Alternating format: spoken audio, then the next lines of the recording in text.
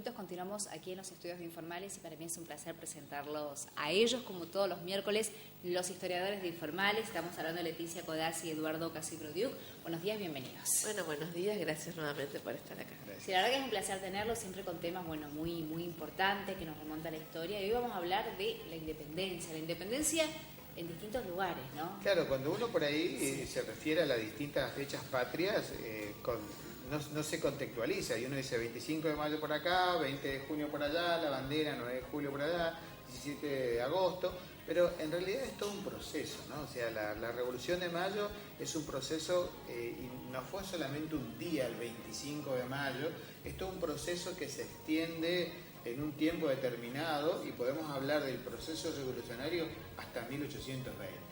Dentro de ese proceso revolucionario, de la revolución, de la primera junta, de las expediciones al interior, de Belgrano, de San Martín, de Granadero, todas esas formas de gobierno, era necesario que estas tierras empiecen a gestionar un proceso que los desvincule, podríamos decir, de España, lo que llamamos independencia. Y a mitad de camino entre la Revolución de Mayo y la Independencia está la Asamblea del año 13, que en una oportunidad pasada estuvimos hablando, que se tomaron algunas medidas independentistas. Pero el corte de lazos viene el 9 de julio en el marco de un congreso en 1816, que empezó a sesionar el 24 de marzo, que se debatieron muchas cuestiones vinculadas al debate sobre la forma de gobierno, pero hacia principios de julio se vio la necesidad de tomar una decisión firme y algunas provincias que participaron de ese congreso, porque eso es otra cosa que tenemos que decir, no todas las provincias unidas declararon la independencia, debatieron y decidieron el 9 de julio redactar un acta donde manifestaron su intención de cortar estos lazos con España. Leti, pero vos tenés que recordar también de que ese proceso de independencia tiene como una cocina, ¿no? Desde 1810 en adelante, las provincias unidas, las provincias se empiezan a juntar en un deseo común de desvincularse de España, de tener una moneda, de tener leyes, de tener una bandera, de tener una constitución. Entonces, ese proceso era necesario que se vaya gestando. Y bueno, por ahí estas provincias unidas en el Congreso de Oriente de 1815 ya dieron una independencia bajo la protección de los pueblos libres de la mano de Artigas. Eso es, ¿no?, importante decirlo, que hay otras fechas también de independencia, sí, en 1815 algunas provincias, Santa Fe, Entre Ríos, declararon la independencia y no vieron la necesidad de participar en este otro congreso de un año después, porque ya habían hecho su cometido. Pero lamentablemente toda esa información de las actas de esa independencia del Congreso de Oriente desaparecieron. Ahora, ¿por qué Tucumán? ¿Por qué 9 de julio y Tucumán, ¿no? Tucumán era el centro de ese... En ese momento, claro. Exactamente, de lo que había sido el virreinato del Río de la Plata. Pensemos en la extensión territorial, porque Provincias Unidas también hay parte de lo que hoy es el sur de Bolivia, ¿no? Algunas regiones de Chile. Entonces, cuando hablamos de independencia, no es todavía de Argentina formalmente, sino con este concepto que está diciendo Eduardo de provincia que buscan, bajo la herencia del virreinato del Río de la Plata, tener una identidad en común. Así que San Miguel de Tucumán, allá en 1816, se revolucionó, porque era una ciudad pequeña, una ciudad que no tenía hoteles, y la gente fue recibiendo a los distintos congresales de las provincias. Ahora es una gran fiesta, ¿no? Yo creo que, como dice, ¿no? Se empiezan a sesionar el 24 de marzo, y entonces había como una comunicación entre esa gente y los visitantes. Y había que buscar un lugar especial también que pudiera recibir a todos los diputados, y se decía alquilar la casa de Francisca Bazán, que ya se la alquilaba para algunas otras cuestiones, pero hubo que tener que hacer unas remodelaciones. Se la pinta de blanco, precioso, con cal, y las aberturas van a ser celeste. No es una casita pequeña. Si hoy uno tiene la posibilidad de ir a Tucumán, a la cuna de la independencia, como dicen los tucumanos, se encuentra con una casona, ¿no? Había muchos intereses. Algunos se proponían, actualmente es museo, ¿no? Sí. Algunos proponían una independencia en busca de una república. Otros proponían una independencia en busca de una monarquía. Y uno dice, ¿por qué monarquía? y porque era la forma de gobierno más conocida hasta ese entonces. La república que había surgido en Francia había fracasado.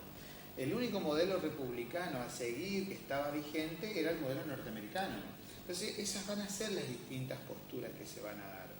Este Congreso tiene muchos intereses. Por ejemplo, un San Martín que siendo gobernador allá en la zona de Cuyo necesita la independencia porque está armando un ejército que va a cruzar los Andes.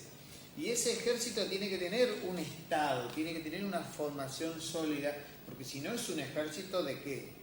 ¿De qué? De Ahora, a su vez, esa independencia se comunicó a todos los vecinos de la Provincia Unida gracias a un diario de sesiones que publicaba y difundía las novedades que llamaba El Redactor, y por eso tenemos las actas del Congreso, pero también se publicó en una lengua originaria. Y eso da cuenta también de la relevancia que le dieron los congresistas a los pueblos indígenas, y a su vez la necesidad de que los pueblos indígenas conozcan de esta declaración. Estamos hablando de la lengua quichua, que el acta de independencia se tradujo en ese idioma. Ese es un dato muy concreto y relevante porque no pasó en el resto de Sudamérica, por ejemplo, ¿no? Y lamentablemente perdimos esa tradición, ¿no? Fuimos corriendo el interés y olvidándonos después de los pueblos originarios, como sí se lo hizo desde un principio de la revolución. Nuestras comunidades indígenas, como ya lo hemos dicho, así como los grupos negros, se incorporaron en el proceso revolucionario. Ahora, el 9 de julio logramos la independencia de las Provincias Unidas de América del Sur. Fíjense qué ambicioso era el objetivo de estos congresales. Y en un primer momento va a ser de la dominación española.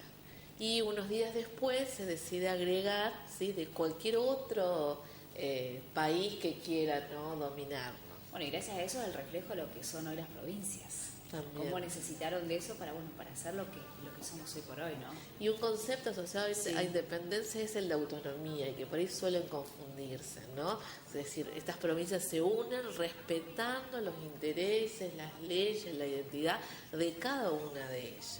Es importante no invadir a su vez estas cuestiones. Y después esa va a ser la lucha por el poder con la Constitución, si una forma de gobierno unitaria que borre esa autonomía, o una forma de gobierno federal que se va a concretar 40 años después, en 1853. Recordar, importante que la comunidad sepa que la historia argentina tiene unos cimientos. Y estos cimientos están dados en casi 40, 50 años de historia, que no se hacen de la noche a la mañana a partir de las invasiones inglesas, la Revolución de Mayo, la independencia, las constituciones fracasadas, estos federales y unitarios que se peleaban, el gobierno de Rosas, hasta la Constitución del 53. Son los cimientos fundamentales para el Estado que hoy tenemos, un Estado que sigue en construcción. ¿Se va a hacer algo especial este 9 de julio? Aquí están organizando algo desde los distintos museos o en la Casa de las Culturas. Contarte que desde el museo, por ejemplo, el viernes 7 es el Día Provincial de los Museos. Así que en todos los museos se lleva adelante una actividad especial. Pero sobre todo el Museo Icholay inaugura una muestra de escudos, o de bocetos de escudo del concurso que la semana pasada estuvimos hablando, que el ganador fue el de López Piacentini, pero se muestran las carpetas de los otros dibujos presentados, y que también la orquesta sinfónica va a hacer un especial de Beethoven en el Domo del Centenario. El sábado a la noche, esperando de alguna manera el 9 de julio. Vamos a repetir entonces, día, hora y lugar para que todos los que nos estén mirando tomen nota y puedan participar. Bueno, Museo Icholay, 18 horas, es la inauguración de una muestra sobre los escudos que no fueron, se llama, escudos que no fueron del Chaco. Así que estaría muy bueno. Y por el otro lado, el sábado, a 20 horas, 21 horas, en el Domo del Centenario, la Orquesta Sinfónica. La Orquesta Sinfónica, con el apoyo del Instituto de Cultura y también de Turismo. Y bueno, los espacios culturales se están embanderando, ¿no? Están ambientando. No olvidar el Día Provincial de los Museos en homenaje al profesor Elpidio Acosta, uno de los primeros museólogos del Chaco. Muchísimas gracias por estar aquí, siempre con mucha información muy interesante y remontándonos a la historia para poder entender nuestro presente también. Muchas gracias. Gracias. Tenemos que hacer una pausa, va a ser muy cortita, ya hablemos con más aquí en las Mañanas de Informes.